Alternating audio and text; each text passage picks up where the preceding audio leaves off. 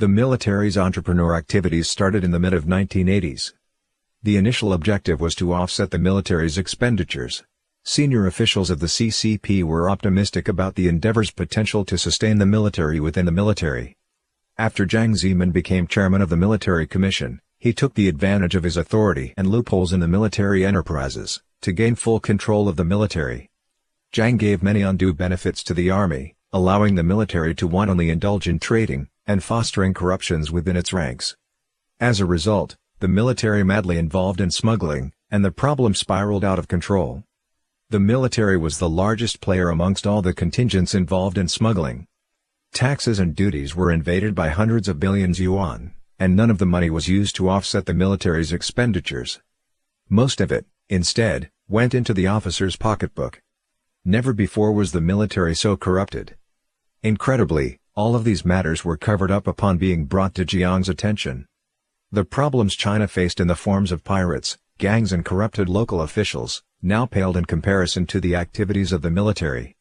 According to March 28, 2001, BBC News account, the National Security Advisor of the Philippines, Royal Ogols, said that the Chinese military personnel were running operations supplying $1.2 billion worth methamphetamine to the Philippines every year. The government of the Philippines repeatedly sent representatives to Beijing to discuss and protest the ongoing drug smuggling operation by China's military, led by Jiang Zemin. On July 6, 1998, the North Sea Fleet of the PLA Navy escorted 4 oil tankers smuggling oil from Northern Europe, and encountered smuggling patrol boat in the Yellow Sea. The Navy fired at the patrol boat, which resulted in 87 deaths and injuries. Ironically, among the 13 deaths, was one surnamed Deng. He was the 5th-generation descendant of Deng Shirchuan, a national hero in the Qing dynasty Navy, who fought the Japanese and died in the same area of the sea. The military used its meteorological observatory for its private purposes, forged the premier's signature, and stamped documents with the seal of the Military Commission's vice-chairman to fraudulently withdraw some 2 billion yuan. In just the first 6 months of 1998, the military's guns and artilleries had killed 450 customs staff, police, and other law enforcement personnel, while injuring another 2,200. Smuggling by the military was a shortcut for the military officials to get rich. Another shortcut was profiteering from the military enterprises. 80% of the assets and profits generated by the military economic entities had been embezzled and divided among senior and middle-level officials. Every year senior and middle-level officials had spent 50% of the entire expenses of the military on food, drinks, overseas tours, luxury homes, and luxury cars. The total amount squandered by the military officials in 1998 was shockingly 2 times the military budget of 84 billion yuan. Under the leadership of the CMC chairman Jiang Zemin, generals of all levels busied themselves, jockeying for promotions, and laundering money. However, money and rank didn't buy their heart, and didn't make them feel secure either. In 1998 alone, 24 major generals or senior officials fled overseas, bringing with them enormous amounts of embezzled public funds.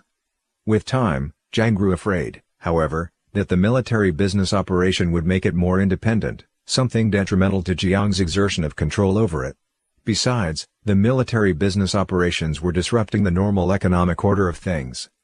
Finally, at the insisting of Zhu Rongji, in July 1998, Jiang Zemin decided to sever the source of its income, so that the military had no choice but to depend on him for allocating funds, and would have to, in turn, obey his orders.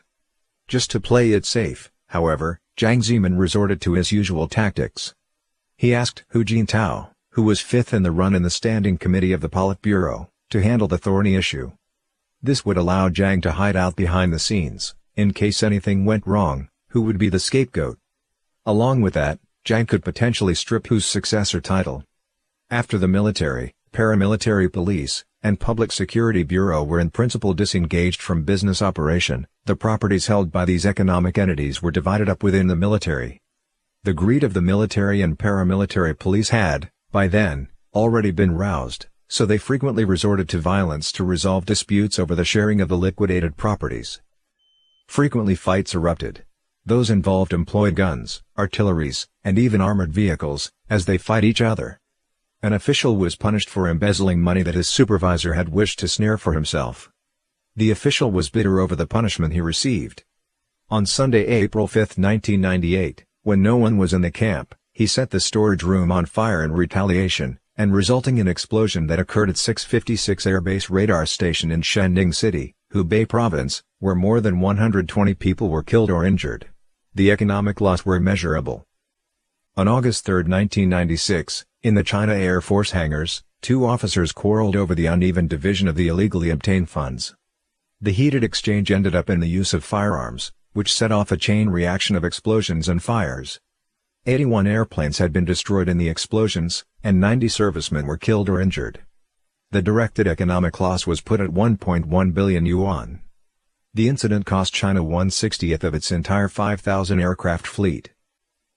In eastern China, the Anhui Provincial Military Region, the Hefei City Garrison Command, and the Anhui Province Paramilitary Police Unit, were under the domain of the East China Military Region. The three parties formed a partnership for business purposes. When they could not reach an agreement to divide the funds, the three parties scuffled at the Assembly Hall of the Anhui Military Region, resulting in the death or injury of over 30 military officers. And so it came to be that, under the leadership and direction of CMC Chairman Jiang Zemin, officers of the People's Military died not on the battlefield defending their country, but instead in the throes of the internal warfare, over illegally acquired wealth. Incidents such as those described here, had occurred in all of China's provinces and regions. It's impossible to narrate them all.